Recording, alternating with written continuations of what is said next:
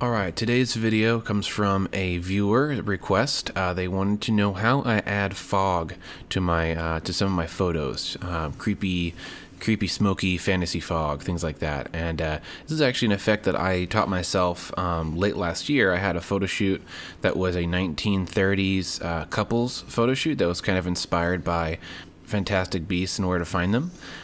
So I wanted to have this old vintage look, but also add some kind of smoke and fog to make it look, I don't know, just kind of, dreamy and old. It's a great technique to know for lots of other photos too. Cosplay and fantasy has, typically kind of foggy, smoky settings.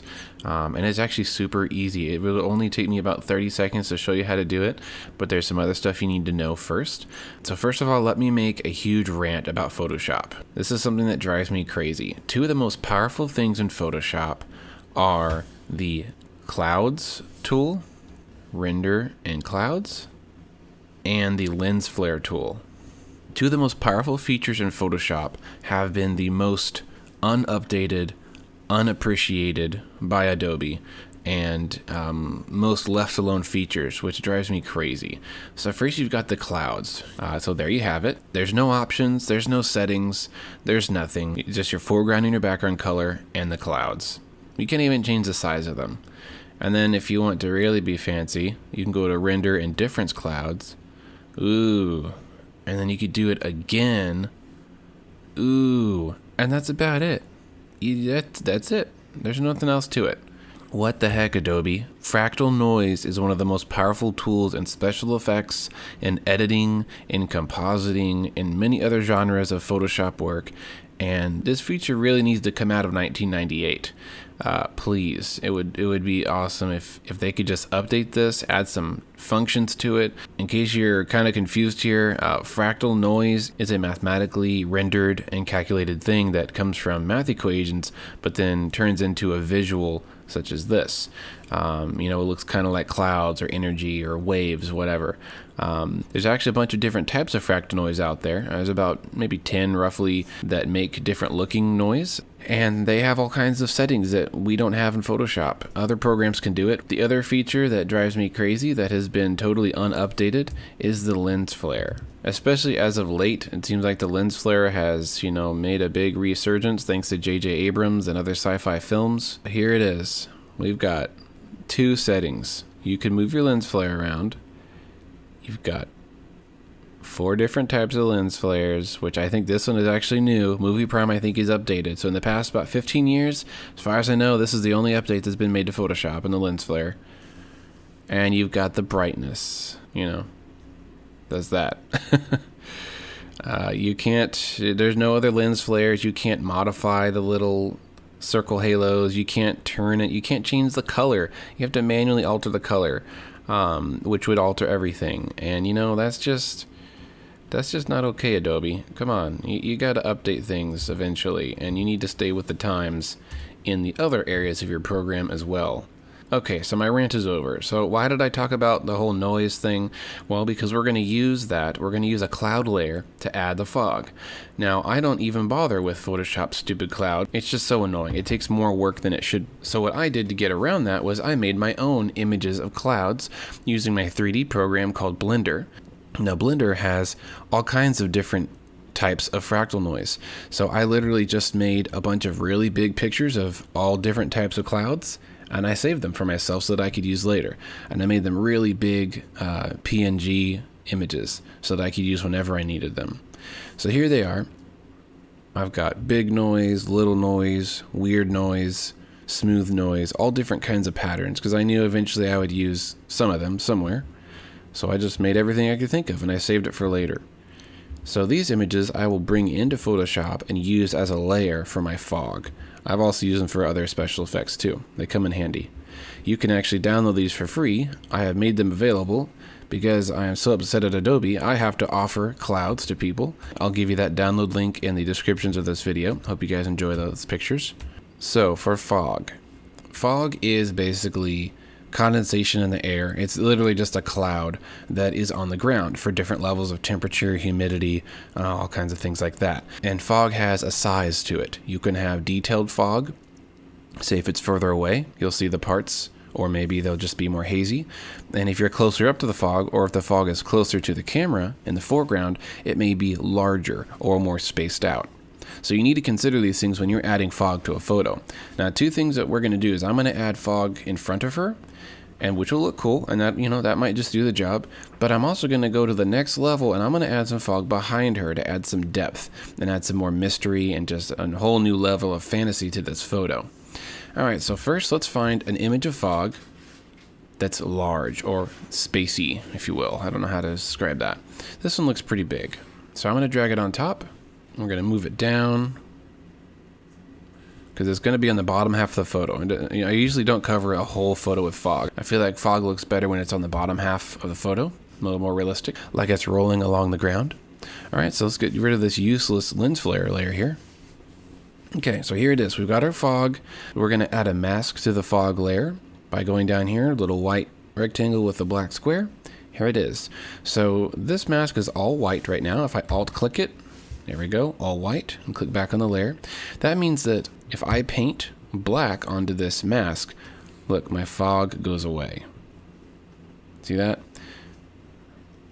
So I'm going to undo that. I'm actually going to make this mask all black. So click on the mask and then do Control-I to invert it. Now it's all black, which means the mask is not visible. So what I'm going to do is I like to paint in the fog. You can paint out the fog if you want to do it reverse, but I like to paint it in. So I'm not doing too much, but just enough. So using a circular brush with hardness all the way to 0, we want it very soft. Make this a little bit larger. I'm going to use my bracket buttons on my keyboard to get the size where I want it. Alright, so make sure you've got a white brush. I'm going to put my brush at about 30%, so it's not brushing it in completely.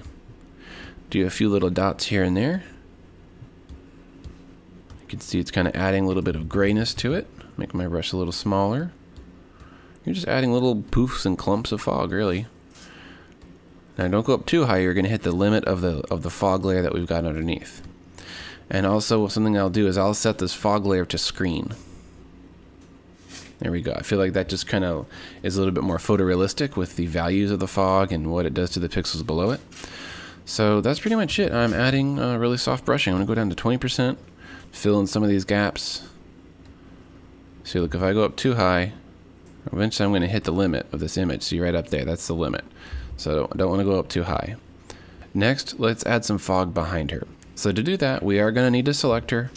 I know a lot of you hate doing this body selection, but it's necessary. And again, if you have a stylus, it's actually kind of fun. So for this kind of work, I'll use the magnetic lasso tool, which kind of grabs onto the edges. And I'm going to speed this whole process up in the video, so it'll go by super fast.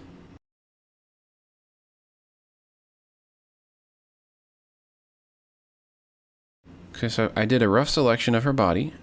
Okay, so before I bring in the next layer, I need to save this selection. So I'm going to go to Select, Save Selection. I'm going to name it Body, Save. Okay, so now I'm bringing in a new layer, which is a background layer of fog.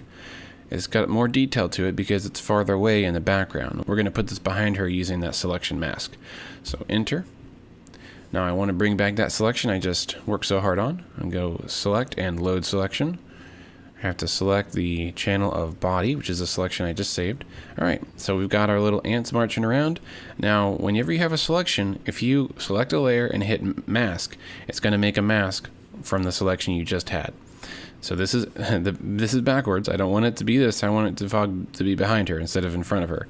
So I'm going to click on the mask and hit Control-I to invert it. There we go. So I've got the fog behind her. Set this to screen. There we go, get a little nice natural transparency. Alright, so to fix these edges and make this look much more natural, we're going to basically be editing the mask using, at first, a gradient paintbrush. So go here, select your gradient tool, make your gradient. We're going to make it from black to black. And here's the trick. The first black is going to be 100% opacity. The second black is 0. So it's actually going from just black to transparent. So now we can paint on this mask and fix these edges. Cool, isn't that nice? So let me show you what I just did. If I go to the mask view, I'm going to draw this gradient, which is black to nothing. There we go. It fades away, which in this case fixes our head issue. There, and I'll make it fade nicely. And then the bottom, we want it to also do the same thing. So going upwards this time. Nice, that looks great. So it's right behind her, kind of following the horizon a little bit crooked. It's okay. Now adding the foreground fog. There we go. So that's pretty foggy. I mean, she is in the midst of mist. She's in the midst of a field full of fog. So definitely a little overdone. But hey, you know what? Maybe that's what you want. Maybe that's cool. But it gives a great illusion of depth because you see around her edges, hey, there's fog behind her. It's believable. You know, it just has this nice level of photorealism that I really like. The cool thing about having these fog layers is you can control their opacity. So if I turn the front one down, we got nothing, which is actually not that bad looking. All the way up. So maybe I like around 60%. In the background, maybe it's a little too intense, so I can turn that down too as well. I can fade it down. Another way to control your fog is by the levels or the curves tool. I'm just going to solo out the background layer here by making the foreground layer invisible. Now I'm going to click on the background fog, and I'm going to do Control L, which brings up our levels tool, which is awesome. So if I drag the low point up, look at that. It's kind of adding more contrast, but on the lower end, because what it's actually doing is adding more blacks to that cloud layer. And obviously I can do the opposite. I can bring more brights in, make it more dense and more cloudy, or the mid-range, kind of going either way. Very cool. There you go. Now if you really want to get fancy and be like me, I'm going to take this to the next level, and I'm going to bring this into After Effects and actually animate the layers so we can see some motion of the foreground and the background. Well, that sums it up. Thanks for watching. If you have any questions, you can ask in the comments. If you love this kind of stuff, make sure to share it on Facebook and subscribe so you don't miss any future videos. Have a great week.